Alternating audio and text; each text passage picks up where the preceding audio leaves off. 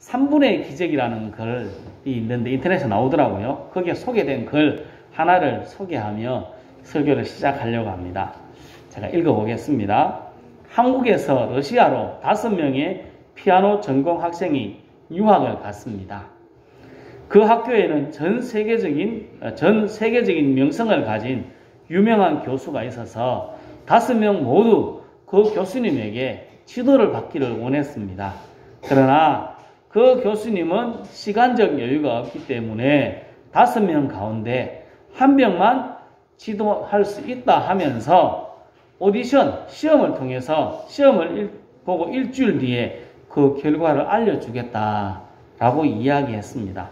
5명의 학생은 자신의 모든 실력을 발휘해서 그 교수님의 마음에 들기를 원했습니다.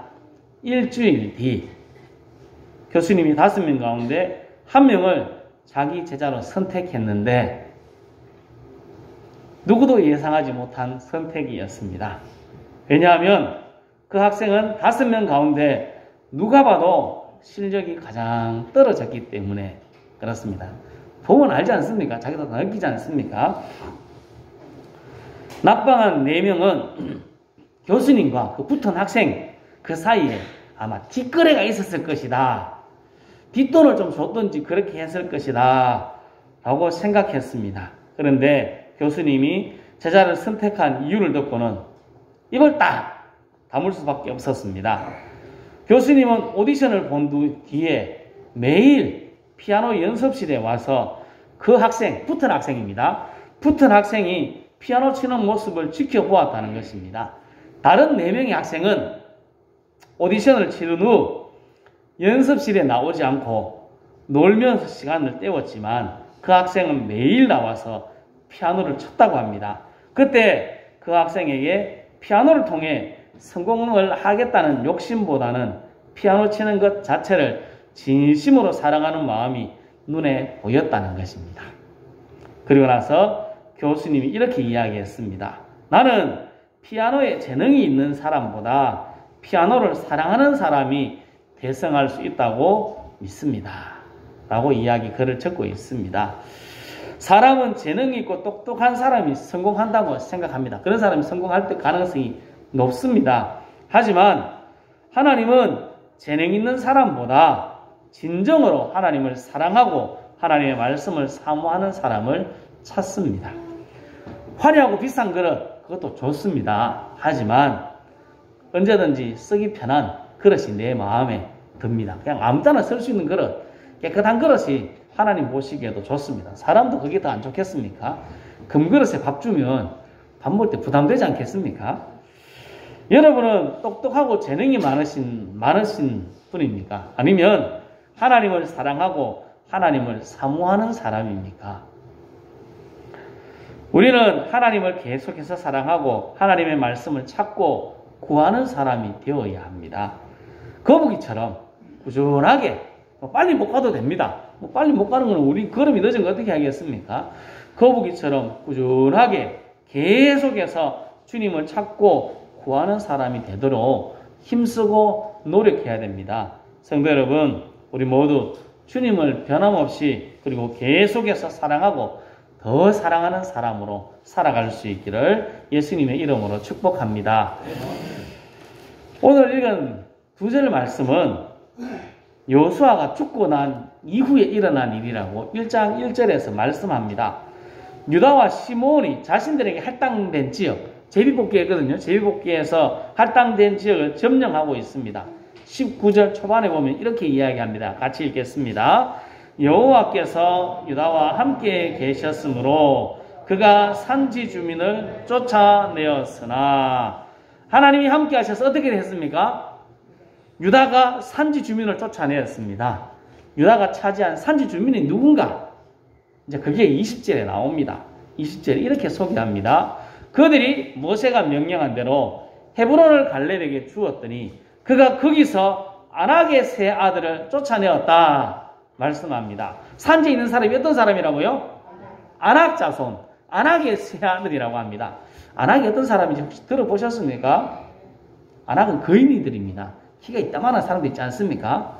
그런 사람들입니다.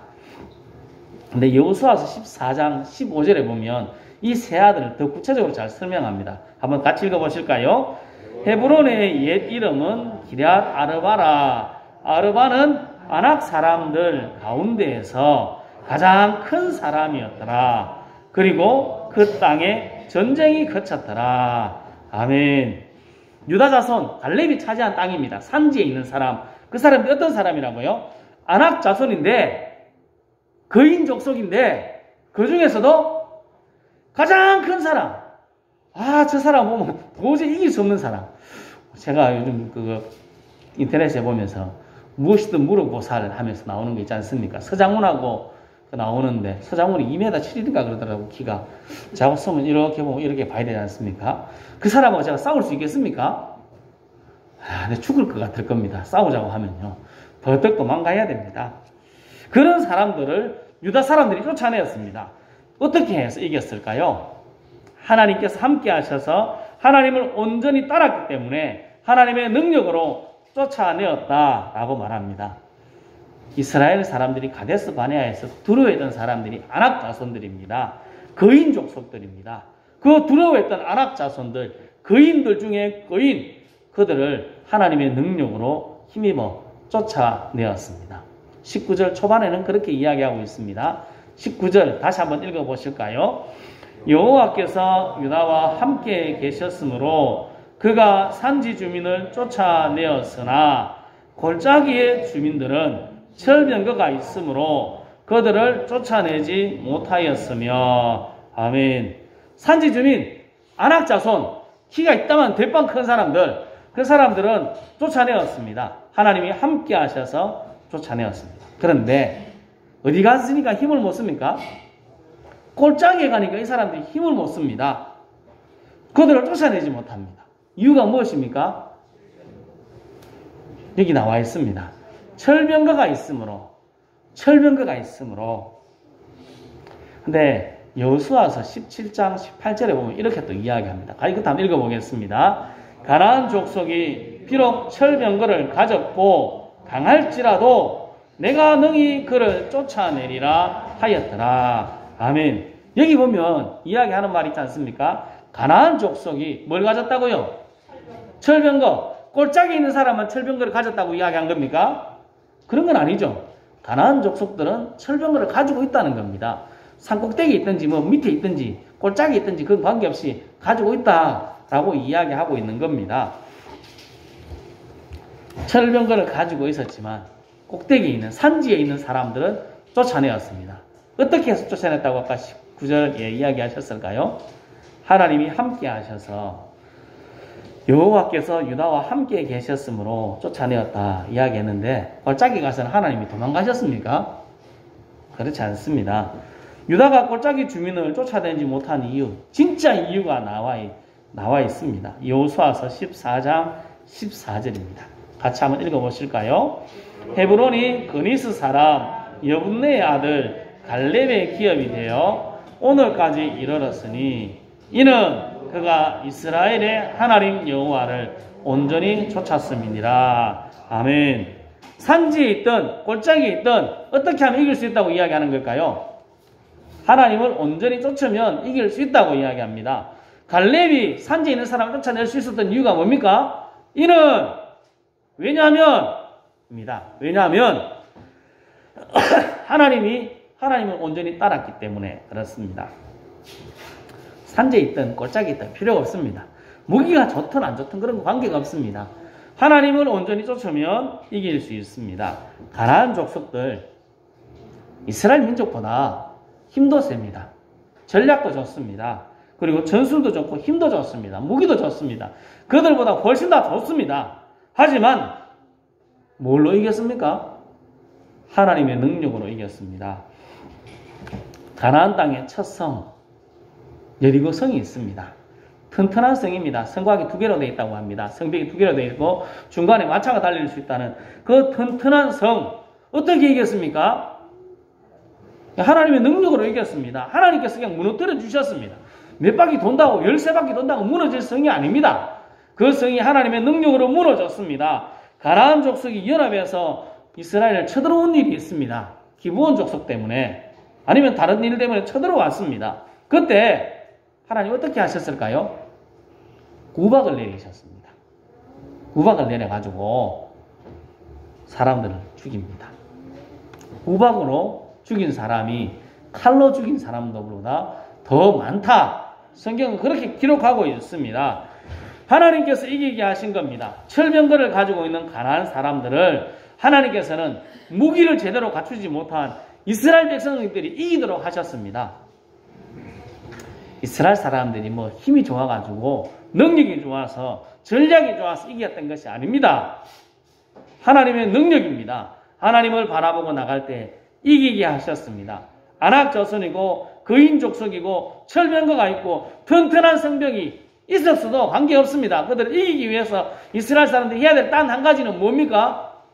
하나님을 바라보는 것, 하나님을 의지하는 것이었습니다. 신명기 9장 3절에 하나님은 이렇게 말씀하셨습니다. 이거는 가나안 전쟁을 하기 전에 이야기거든요. 가나안 전쟁을 하기 전에 가나안 전쟁을 앞두고 모세가 마지막으로 이렇게 이야기합니다. 같이 읽어보겠습니다.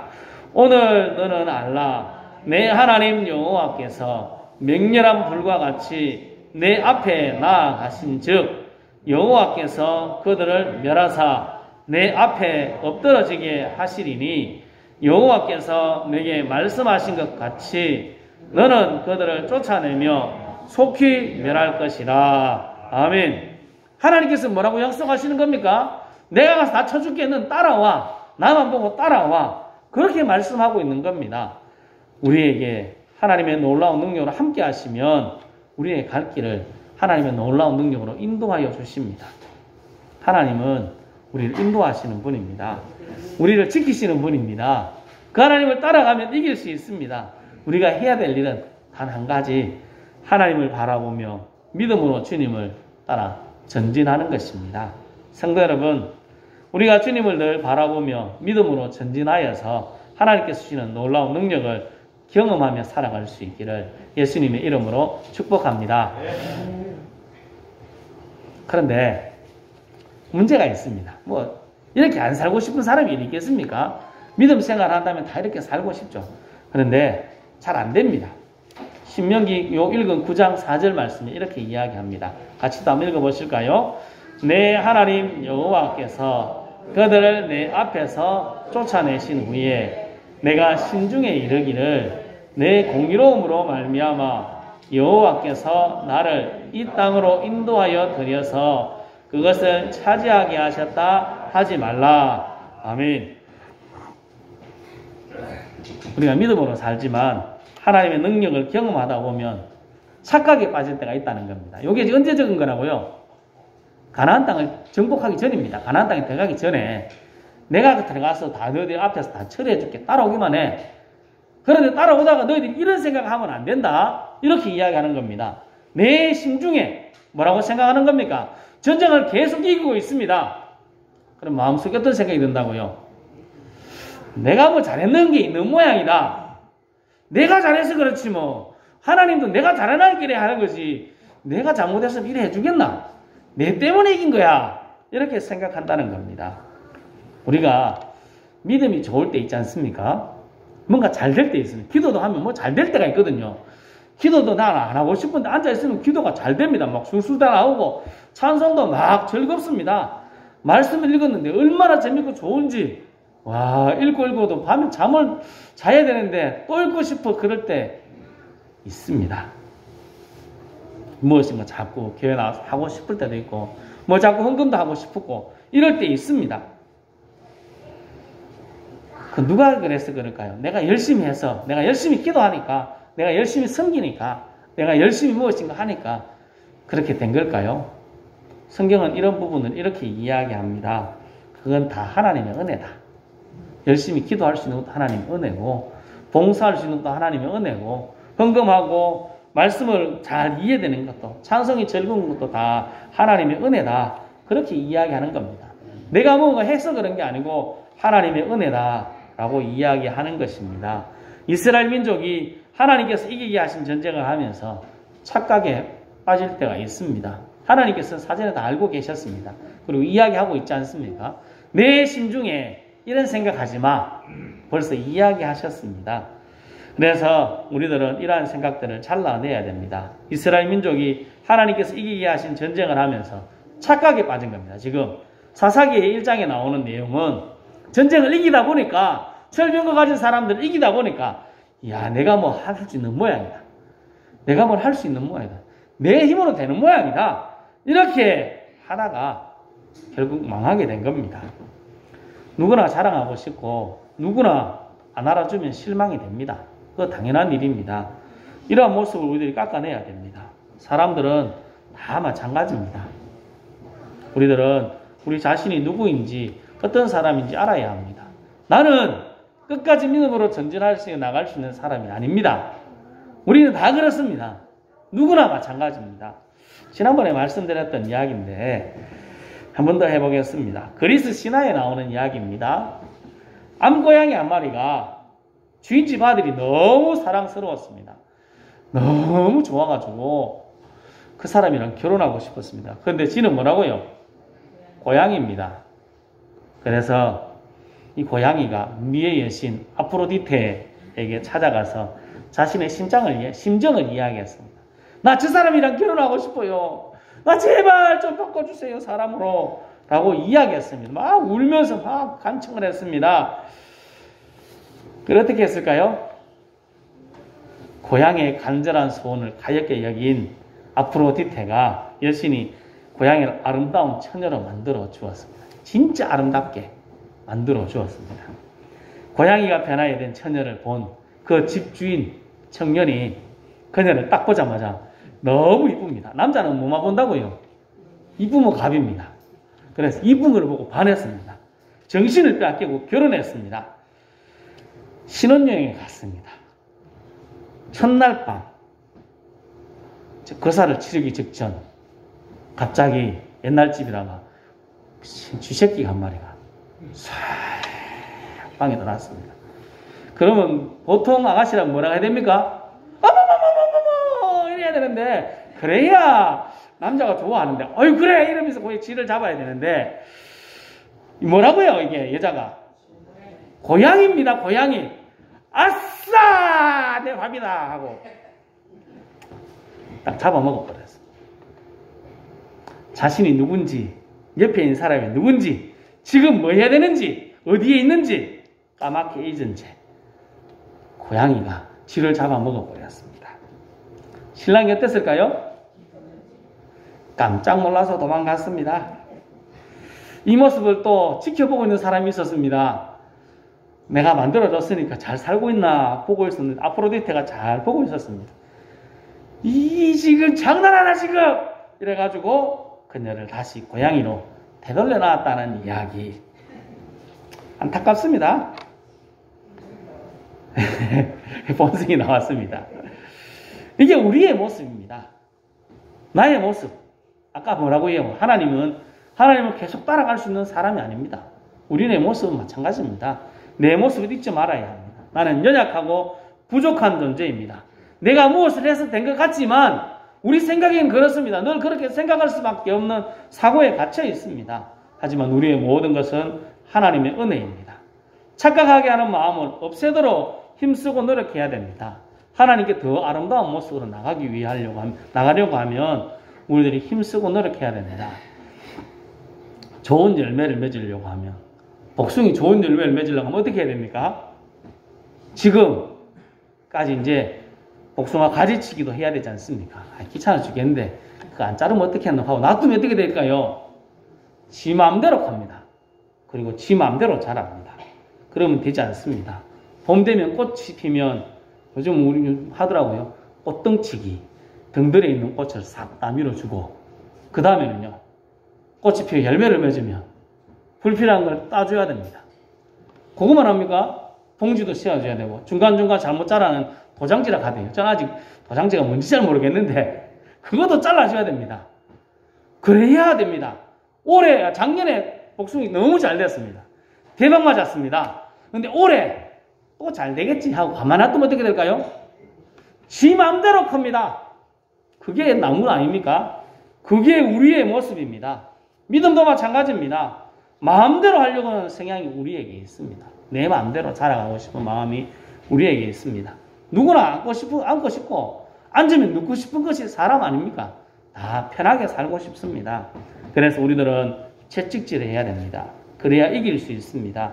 발전할 수 있습니다. 믿음으로 달려갈 수 있습니다. 오늘 유다가 왜 골짜기 사람들을 쫓아내지 못했습니까? 보이는 이야기로는 철병가가 있어서 그런데 원래 그들이 쫓아내지 못했던 이유가 뭡니까? 내가 뭔가 했다 하는 생각에 빠졌던 겁니다. 내 힘으로 할 수 있다는 착각에 빠져서 하나님을 바라보지 않았습니다. 그들의 마음에 하나님보다 자기 업적을 자랑하며 자기를 내세우다가 결국은 망했습니다. 결국은 나중은 차지했지만 그 당시에는 무너지는 안타까운 일이 벌어졌습니다. 우리들은 믿음으로 끝까지 달려가야 됩니다. 하나님을 계속해서 바라봐야 됩니다. 나를 채찍질하고 믿음으로 달려가기 위해서 힘써야 됩니다. 불필요한 거 잘라내야 됩니다. 내 편한 대로 놔두면 우리의 믿음은 자라지 않습니다. 내가 편한 대로 하면 뭐 마음대로 살아가면 복숭나무가 가지를 옳은 열매를 못 맺듯이 우리의 믿음의 바른 열매를 맺을 수 없습니다. 나를 속이는 착각, 내가 할 수 있다, 내가 했다는 생각을 잘라내야 됩니다. 사도 바울은 이렇게 고백합니다. 같이 한번 읽어보실까요? 형제들아, 내가 그리스도 예수 우리 주 안에서 가진 바 너희에 대한 자랑을 두고 단언하노니 나는 날마다 죽노라. 아멘. 아멘. 나를 쳐서 나를 죽이고 하나님의 은혜 안에 머무리는 힘썼다는 겁니다. 이것이 세상을 이길 수 있는, 세상 가운데 승리할 수 있는, 많은 열매를 맺을 수 있는 방법입니다. 오늘 유다의 이야기를 보면서 우리는 깨달아야 합니다. 나는 약한 사람입니다. 내 힘으로는 이길 수 없습니다. 하나님을 계속해서 바라보아야 됩니다. 내가 했다는 착각, 내가 할 수 있다는 착각, 그 마음을 쳐서 복종시키고 하나님을 더 의지해야 됩니다. 철병가가 문제가 아니고 내 마음이 문제입니다. 내 모습을 잘라내야 됩니다. 잘못된 걸 잘라내야 됩니다. 성도 여러분, 우리의 모습을 날마다 점검하고 착각에 빠져서 내가 무엇인가 할 수 있다, 내가 했다는 생각을 다 버리고 하나님을 날마다 의지하고 주님을 힘입어서 날마다 승리의 삶을 살아갈 수 있기를 예수님의 이름으로 축복합니다. 기도하겠습니다.